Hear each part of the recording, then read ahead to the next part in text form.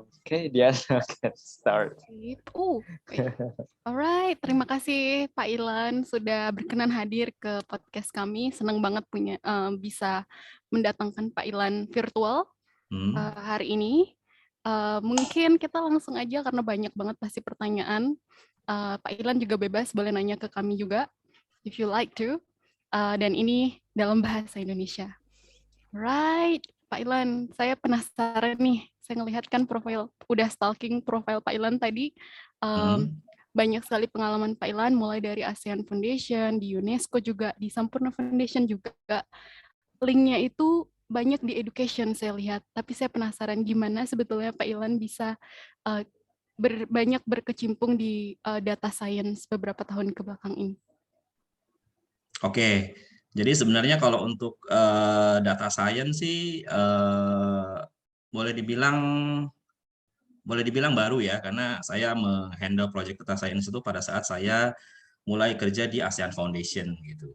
Cuman sebelumnya di Putra Sampurna Foundation saya kan menghandle project Smart Lab gitu ya. Jadi itu projectnya USAID yang targetnya memang guru-guru STEM atau mungkin STEAM yang ada art-nya gitu ya. Tujuannya untuk membantu mereka dalam mengajarkan mata pelajaran STEM itu semenarik mungkin, se-engaging mungkin gitu ya. Nah itu pada saat saya di Putra Sampurna Foundation. Kemudian di UNESCO juga kan di UNESCO saya support project yang memang fokusnya ke education for all waktu itu.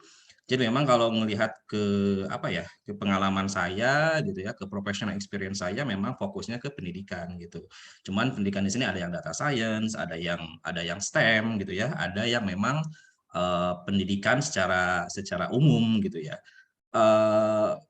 Kenapa ya pendidikan ya? Karena memang passion saya di pendidikan gitu ya. Jadi saya suka banget dengan pendidikan dan memang salah satu life goal saya itu ya memang memberikan memberikan pendidikan atau memberikan akses bagi bukan bagi anak-anak ya, mungkin bagi orang-orang yang secara kesempatan itu tidak memiliki privilege gitu ya untuk memperoleh pendidikan yang decent gitu ya. Jadi itu salah satu life goal saya gitu. Makanya ya itulah maksudnya hampir sebagian besar kerjaan saya itu ya memang fokusnya di pendidikan ya. Itu karena sesuai dengan passion saya seperti itu dia. Is that answering your question? Yeah, of course. Ya, menjawab ya. Oke. Sebenarnya buat pendengar yang baru mendengarkan podcast kita yang episode sekarang ini, kenalin lagi aku Trihandova dengan partner saya Diana. Sekarang lagi bareng sama Pak Ilan Askolani. Nanti bisa dibaca biodata beliau yang kita juga taruh di bagian deskripsi di bawah. Nah, kalau aku sendiri penasaran sebenarnya Pak Ilan. Menurut Pak Ilan, ini kan kalau misalnya kita ngomong tentang pendidikan, ya semua orang tahu bahwa pendidikan itu penting. Tapi kalau dari segi yang data science, aku sebenarnya belum terpapar bahwa data science itu penting loh buatku. Nah, menurut Pak Ilan ya pasti bilang penting ya. Kenapa? Buat siapa? Buat guru? Buat semua orang. Kenapa data science ini jadi penting buat semua orang deh? Buat semua orang ya. Oke. Kalau menurut saya pribadi, kenapa data science itu penting? Apalagi baru-baru ini ya, maksudnya kan sekarang ini kan dunia itu sudah apalagi gini, industri-industri atau perusahaan-perusahaan yang ada di dunia ini mungkin hampir sebagian besar itu data driven gitu ya, atau berbasis data gitu ya. Itulah kenapa data science itu penting, karena data science itu sangat membantu sekali dalam pengambilan keputusan, pengambilan keputusan yang itu nanti akan berpengaruh terhadap operasionalisasi si perusahaan. Nggak cuma perusahaan, tapi juga mungkin organisasi gitu ya, organisasi berbasis sosial gitu ya, berbasis ekonomi gitu. Jadi itu kenapa data science itu penting ya, karena memang sekarang itu keputusan itu berbasis data gitu ya, berbasis data, dan untuk bisa melakukan data analitik sampai akhirnya bisa menghasilkan keputusan itu ya melalui data science gitu. Dan sebenarnya kalau kita berbicara data science itu nggak cuma melulu tentang analisis data gitu ya, tapi data science itu sebenarnya bagi saya itu luas gitu ya, luas. Jadi ada keterampilan lain yang memang relevan dengan data science gitu ya. Contohnya misalkan ketika kita melakukan data analytics, tentu kita harus menganalisis data kan. Nah, untuk menganalisis data itu perlu yang namanya critical thinking skills ya. Jadi bagaimana berpikir secara kritis gitu ya. Perlu juga yang namanya problem solving skill gitu ya. Terus perlu juga yang namanya organizational skill. Jadi bagaimana mengorganize gitu ya, menstrukturisasi informasi-informasi yang ada sehingga kita bisa menstrukturisasinya sehingga bisa memberikan visualisasi atau insight yang nanti bisa dipahami oleh si decision maker gitu. Jadi kenapa data science penting? Yaitu karena tadi itu data driven gitu, data driven decisions. Kemudian ini juga berhubungan dengan skill-skill lainnya gitu, dan kalau kita merefer ke laporan World Economic Forum atau Harvard Business Review, itu data science is the sexiest job in the world gitu ya. Jadi ini paling seksi nih, pekerjaan yang paling seksi di dunia gitu. Dan kalau mungkin boleh kalau saya ingin share juga, sebenarnya saya sekarang lagi ngambil kursus data science nih. Karena mungkin karena ya maksudnya karena saya ngelihat ini kayaknya bagus nih gitu, advantage benefitnya juga bagus, bukan buat saya juga, tapi buat komunitas juga, buat masyarakat juga gitu. Jadi ya itulah kenapa pentingnya data science seperti itu. Kalau misalnya as an individual, Pak, kan orang ini kan kerja di perusahaan yang berbeda, tapi belum tentu mereka itu butuh data analysis di perusahaannya mereka. But as an individual, apakah penting untuk mengetahui ya ilmu-ilmu tentang data science ini? Nah, kalau enggak, misalnya resiko apa aja yang bisa berimbas ke individual ini? Bahwa kalau kalian nggak tahu tentang data science, kalian akan rugi di bagian ini. Untuk individual. Untuk individual ya, karena gini, tadi kan saya sudah jelaskan bahwa data science itu nggak melulu tentang analisis data gitu ya. Yes, exactly. Tapi maksudnya ketika kita belajar data science, kita bisa meningkatkan tadi itu problem solving skill kita bisa meningkatkan critical thinking skill kita, dan juga tadi organizational skill. Jadi pikiran kita itu mungkin lebih terstruktur kali ya. Mungkin ada hubungannya juga dengan design thinking gitu. Jadi sebenarnya ya kalau memang tujuannya tidak ingin menjadi data scientist, tapi saya pikir ya dengan belajar data science ya ada keterampilan-keterampilan yang memang nanti mereka akan gunakan dan berguna pada saat mereka nanti bekerja gitu. Seperti itu. Nggak cuma bekerja sih, maksudnya pada saat mereka menjalani kehidupan mereka, pasti banyak challenges gitu kan, banyak problem. Nah, itu skill ini itu nanti akan mereka gunakan untuk mengadres ini challenges ini untuk gitu. Decision making, Pak ya. Kalau misalnya mau liburan ke suatu tempat, mereka butuh data buat memutuskan apakah jadi liburan ke sini atau enggak gitu kali, Pak ya. Ya, bisa juga seperti itu. Yang paling kecilnya mungkin begitu. Ya, ini juga bisa menghindari scamming gitu nggak sih, Pak? Kalau misalnya kita tahu tentang data science, kita jadi lebih berhati-hati untuk input data di tempat-tempat tertentu. Iya, sebenarnya ya dengan tahu data science mungkin kita lebih lebih hati-hati juga ya. Lebih hati-hati, kita juga mungkin lebih aware tentang yang namanya data privacy, data protection gitu ya. Jadi itu mungkin itu another advantage of learning data science gitu. Jadi mungkin ya kita lebih aware terkait data protection sama data privacy gitu. True. Wah, luas banget ya, dan ternyata itu erat banget kaitannya sama kalau tadi saya pikirin dari penjelasan Pak Ilan, sekarang kan kita banjir informasi, udah nggak kekurangan lagi nih informasi di internet, dan punya skill data science dan ya mungkin kita kesannya data science, tapi sebetulnya dia membangun juga critical thinking, design thinking seperti yang Pak Ilan katakan tadi, dan menurut saya itu penting banget saat ini. Nah, kembali ke pertanyaan terkait Pak Ilan nih sebagai project manager untuk ASEAN Foundation saat ini, saya penasaran tentang Indonesia, sebetulnya posisi kita terkait data science untuk anak mudanya itu sebetulnya bagaimana Pak Ilan, dan mungkin bisa sedikit cerita di ASEAN seperti apa sehingga mungkin punya gambaran yang lebih spesifik ya tentang Indonesia sendiri dan data science di Indonesia. Ya, sebenarnya kalau kalau data science itu kan sebenarnya bagian dari digital skill ya, bagian dari digital skills. Dan kalau kita berbicara terkait digital skills itu, ini sebenarnya udah masuk agenda ASEAN gitu ya. Jadi udah masuk ke agenda dari 10 negara ASEAN gitu. Jadi dari sisi work plan, dari sisi direction itu semua negara ASEAN udah mulai mengarah ke sana gitu ya. Jadi bagaimana mereka mempersiapkan mahasiswanya gitu ya, siswanya itu untuk bisa belajar untuk punya yang namanya digital skill, salah satunya adalah data science gitu. Cuman mungkin untuk beberapa negara ya, untuk beberapa negara ASEAN data science itu masih relatif baru gitu ya. Kalau saya lihat memang untuk Indonesia sendiri ini masih relatif baru gitu ya. Jadi masih relatif baru dan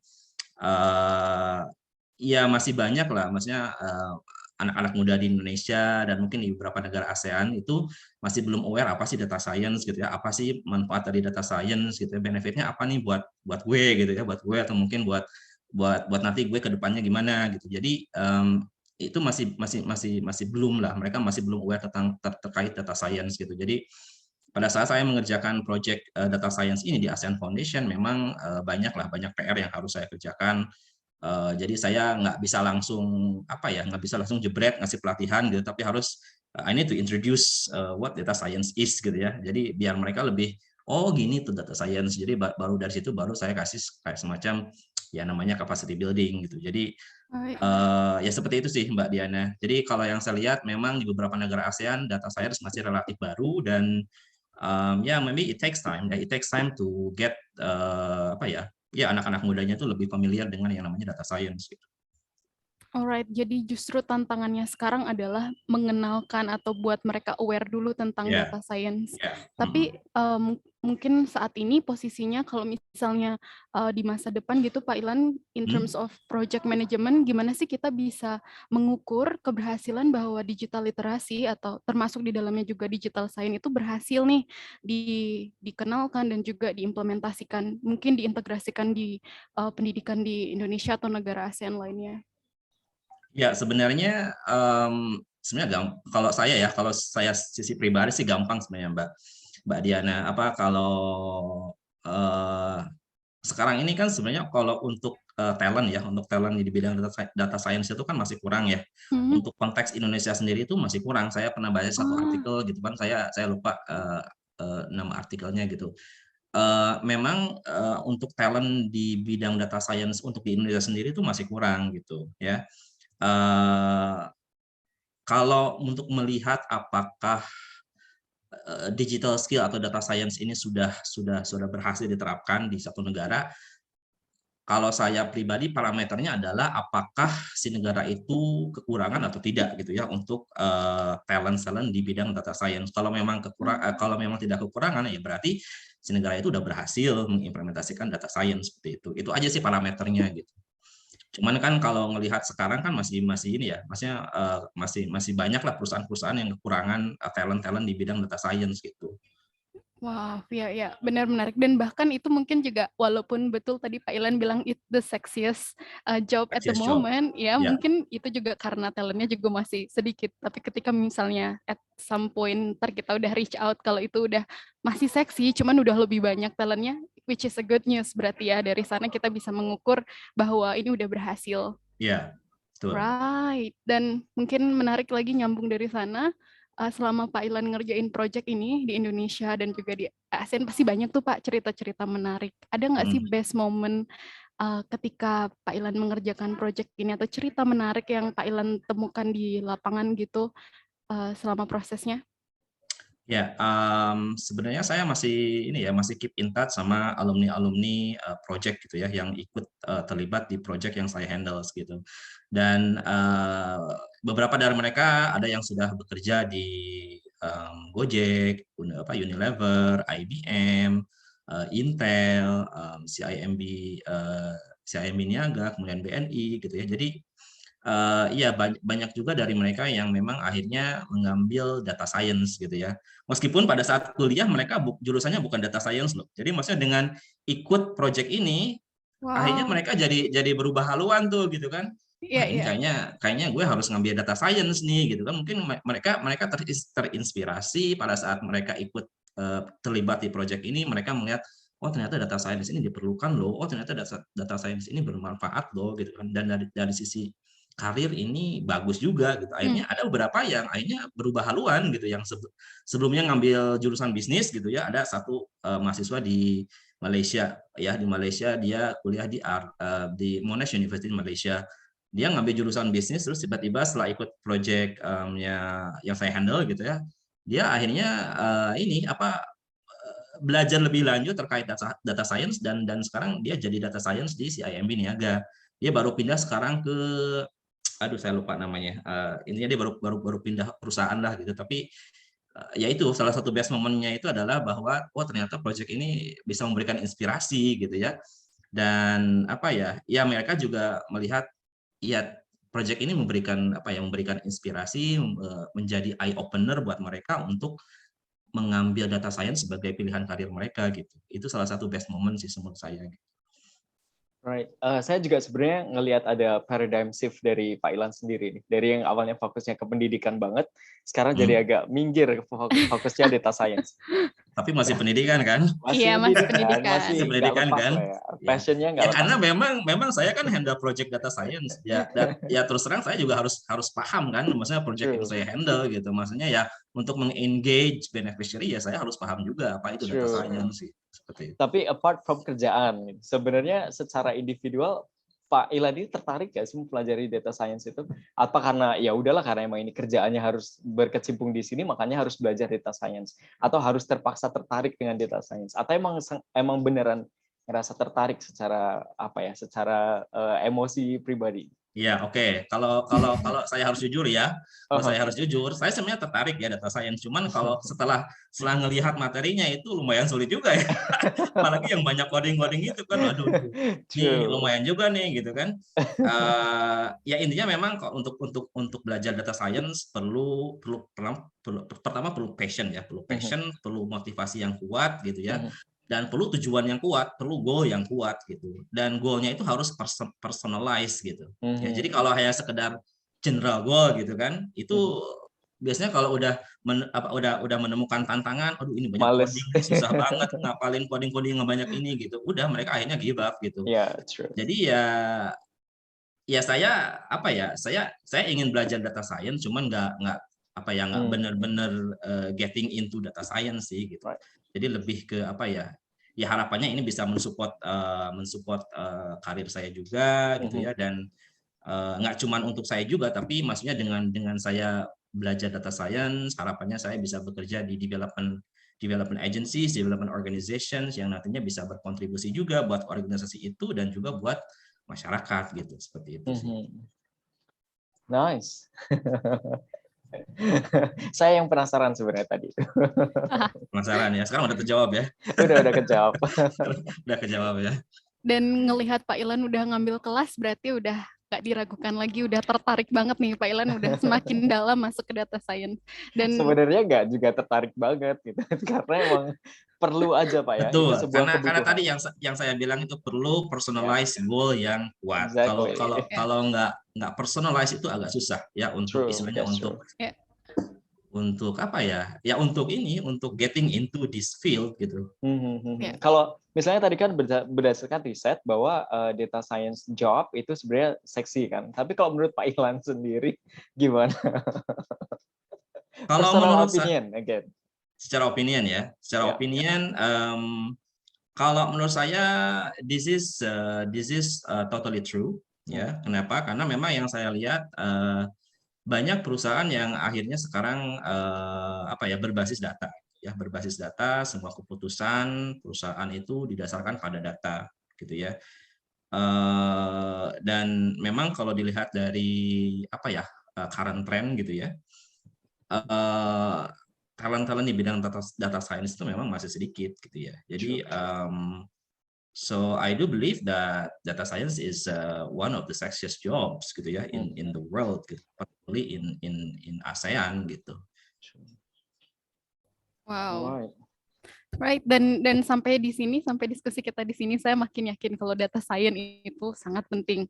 Nah, Pak Ilan ada nggak tips atau pendekatan gitu, metode kepada mungkin pendengar kita ini di sini ada anak muda, ada orang tua juga dan edukator juga untuk mengajarkan anak-anak pentingnya digital literasi dan atau data science itu sendiri? Iya, oke. Jadi gini, kalau digital literacy kan banyak ya, apa ya, memahami informasi di dunia digital gitu ya, memahami informasi di sosial media itu kan bagian dari digital skill juga gitu ya. Terus membedakan apa itu hoax, apa itu bukan hoax gitu ya, itu kan bagian dari digital literacy juga gitu. Jadi data science merupakan salah satu dari digital skills itu gitu. Nah, kalau menurut saya data science itu sebenarnya sudah bisa diperkenalkan ke anak-anak ya pada saat mereka masih muda gitu. Mungkin dari sejak mereka masuk ke sekolah dasar gitu ya. Sebenarnya nggak bisa juga apa ya diperkenalkan dengan metode yang sangat simpel, yang sangat sederhana gitu. Kalau sekarang kan yang sudah dijalankan di sekolah-sekolah dasar itu kan kayak eksperimen sains gitu ya. Nah, ini mungkin bisa diintegrasikan juga nih untuk data science gitu. Jadi eksperimen tapi berbasis data science gitu. Nah, metodenya gimana, tekniknya gimana, itu nanti dikembalikan ke masing-masing sekolah gitu. Intinya data science ini sebenarnya penting dan bisa diperkenalkan ke anak-anak pada saat mereka masih di usia muda gitu ya. Di SD pun itu sebenarnya udah bisa diperkenalkan gitu. Contohnya misalkan gini, sebenarnya kan data science itu bisa diaplikasikan ke game gitu ya, game game yang biasa anak-anak mainkan di handphone mereka gitu ya. Yap. Nah, itu mungkin bisa mulai dari sana gitu. Mungkin bisa Hmm. tanya, oh ini kalian suka main game nggak sih gitu kan. Terus mereka jawab ya gitu. Kalian tahu nggak gimana cara bikin game gitu. Nah, mungkin dari situ ya. Ya mungkin seperti itulah. Mungkin bisa diperkenalkan coding-coding yang simple gitu, yang sebenarnya ini untuk meningkatkan minat dulu sih, meningkatkan minat gitu kan. Kalau mereka udah minat, baru deh mereka bisa belajar lebih lanjut lagi gitu. Right, ya benar. Penting juga sih untuk mengenalkan, kemudian menumbuhkan minatnya mereka ya. Pertama, entah metode dan segala macamnya itu bisa dieksplor sebetulnya, Pak Ilan. Betul. Right, mungkin ini pertanyaannya nyambung lagi tentang, ada nggak sih Pak Ilan buku referensi Pak Ilan mungkin atau buku favorit Pak Ilan terkait data science atau yang bisa membantu kita belajar data science? Mungkin ada rekomendasi Pak Ilan atau buku apapun secara general yang Pak Ilan suka untuk di-share ke Oke, pendengar. kalau buku terkait data science terus terang saya nggak punya ya. Mungkin Tri sama Diana mungkin lebih expert lah terkait buku terkait data science ya. Cuman kalau ditanya buku secara generasi, intinya saya lebih suka buku-buku yang memang yang memang dapat membantu saya dalam hal meningkatkan produktivitas gitu ya, meningkatkan diri saya sebagai meningkatkan kualitas saya secara physically and mentally gitu ya. Jadi gimana buku itu bisa membuat saya lebih lebih produktif, lebih bahagia gitu ya, lebih lebih lebih tenang dalam menghadapi berbagai hal, berbagai cobaan gitu. Jadi lebih lebih ke situ sih. Dan terus terang buku yang favorit bagi saya itu adalah uh, apa ya Kak? Pokoknya buku-buku yang berhubungan dengan itulah. Iya. Jadi nggak spesifik, Nggak spesifik ya. nggak bisa menyebutkan satu judul secara khusus gitu. Oke. Right, so Pak Ilan, saya kepikiran sesuatu nih sebenarnya. Ini kan Bapak sekarang kerja di ASEAN Foundation. Yap. Right, kalau misalnya podcast kita ini didengarkan oleh 3 juta manusia misalnya, misalnya Di di Indonesia atau di Indonesia, dan di antara Indonesia aja ya? manusia-manusia ini ada orang-orang tua dan orang-orang dewasa. Gitu. Apa sih program-program ASEAN yang kira-kira bisa cocok buat mereka? Atau Pak Ilan ini perlu ngomong sesuatu nih buat orang tua ini bahwa, hey ASEAN punya ini loh. Gitu. Ini Apa yang mau targetnya Pak Ilan orang sampaikan? tua atau anak muda nih? Orang tua sebenarnya, orang tua yang punya anak. Orang tua Atau pendidik. yang punya anak atau yang punya anak-anak muda nih? Orang tua yang punya anak dan anak muda. Orang punya yang punya anak dan anak muda ya. Oke. Oke. Kalau menurut saya gini, mungkin ini konteksnya pendidikan ya, konteksnya pendidikan gitu ya, konteksnya pendidikan. Gini, kalau untuk saya pribadi, pada saat saya memilih sekolah gitu ya, sekolah buat anak saya, mungkin ini bisa jadi pembelajaran juga lah buat orang tua yang ada di sana. Nggak tahu ini applicable atau enggak gitu. Cuman kalau bagi diri saya pribadi gitu kan, ketika saya memilih sekolah, yang paling penting itu adalah gimana sekolah itu bisa menumbuhkan bisa meningkatkan karakter ya, bisa meningkatkan karakter anak saya, bisa meningkatkan soft skill anak saya gitu ya. Jadi memang saya fokusnya ke situ. Jadi bagaimana si sekolah itu bisa meningkatkan ya tadi kayak misalkan critical thinking gitu kan, rasa ingin tahu gitu ya, empathy gitu ya, kemudian problem solving gitu. Nah, jadi sebenarnya skill-skill ini kan ada di data science gitu ya, dan di ASEAN Foundation sendiri memang program-program yang kita desain itu memang fokusnya ke situ. Jadi kita program ini didesain untuk memberikan untuk meningkatkan skill-skill yang tadi itu, yang problem solving, yang critical thinking gitu. Jadi ya banyak sekali program-program yang didesain oleh ASEAN Foundation yang sebenarnya bagus gitu ya untuk meningkatkan soft skills anak-anak muda yang ada di 10 negara ASEAN gitu. Jadi untuk orang tua silakan dicek ya sosial medianya ASEAN Foundation, website ASEAN Foundation. Silakan cek programnya, itu bagus buat anak-anak muda gitu untuk meningkatkan soft skills dan hard skill juga gitu. Ya, setuju. Karena sebenarnya Pak Arput ini juga dekat kan kerjanya dengan ASEAN Foundation. Kita pernah terlibat di beberapa proyek bareng. Dan emang Betul sebenarnya sekali. ASEAN Foundation ini sangat inovatif. Jadi mungkin exposure-nya belum sampai ke pelosok-pelosok negeri. Jadi kalau misalnya orang-orang pada dengerin podcast ini dan mereka akhirnya sadar bahwa ASEAN Foundation itu punya banyak program yang keren-keren, mereka bisa langsung ke ASEAN Foundation. Yap. Oke, saya punya satu quick question, Pak Ilan. Mungkin karena ini udah waktu juga, saya ada satu yang pengen saya tahu, apa menurut Pak Ilan, 3 skill yang paling dibutuhin atau yang penting untuk dipunyai oleh anak muda menghadapi fast changing world saat ini, kecepatan teknologi dan digital literasi dan banyak hal saat ini. Oke, pertanyaan sulit sih. Ya, pertanyaan sulit ini. Menurut Pak Ilan. Menurut saya gini, karena dunia ini kan berkembang cepat gitu ya, maksudnya teknologi informasi itu berkembang sangat cepat gitu, dan data science ini kan sebenarnya mungkin nggak kepikiran gitu ya, buat banyak orang tuh nggak kepikiran apa sih data science, kenapa kok ini muncul gitu, tiba-tiba muncul data science gitu. Jadi karena memang dunia ini bergerak sangat cepat gitu ya, jadi salah satu skill yang perlu dimiliki adalah pertama adaptability ya, jadi bagaimana bisa beradaptasi terhadap setiap perubahan gitu ya. Jadi kalau kita nggak bisa beradaptasi terhadap setiap perubahan, udah kita akan ketinggalan gitu ya. Kita akan ketinggalan gitu ya, dan kita tidak bisa berkompetisi dengan yang lainnya yang sudah bisa beradaptasi gitu. Contohnya misalkan karena sekarang kan serba teknologi gitu ya, serba informasi menyebar dengan cepat. Jadi salah satunya adalah kita harus catch up gitu ya dengan teknologi terbaru gitu ya. Salah satunya itu gitu. Terus itu adaptability gitu ya.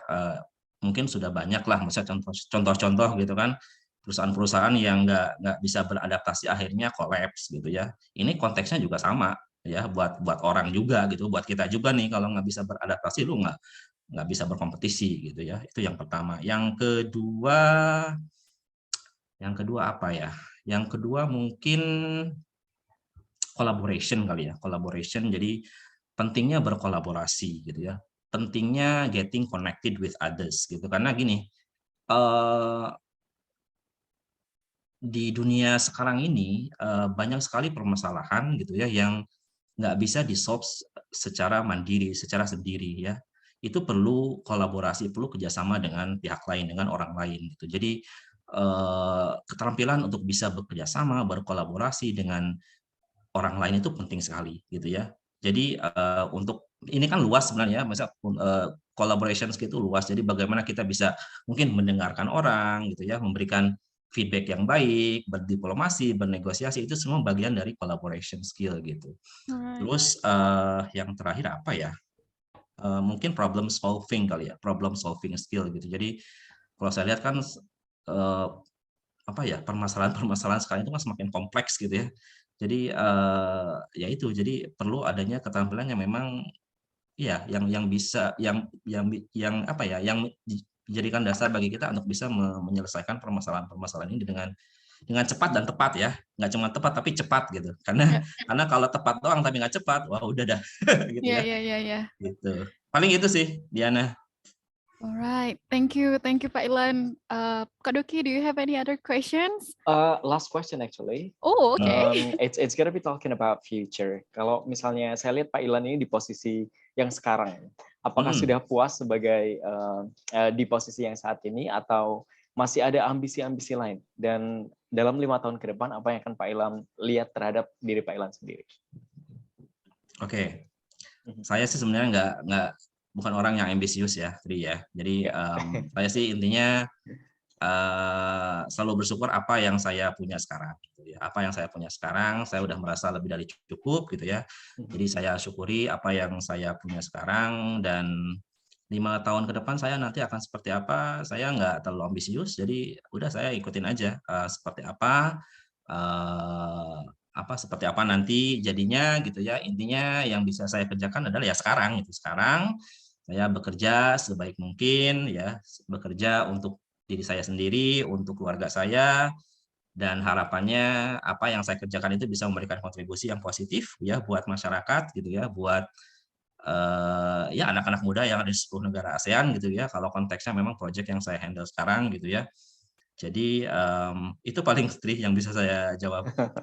Right, jadi sebenarnya lebih bersyukur tentang terhadap yang udah kita punya saat ini, dan constantly adapt with new changes. Jadi biar nggak ketinggalan. Betul.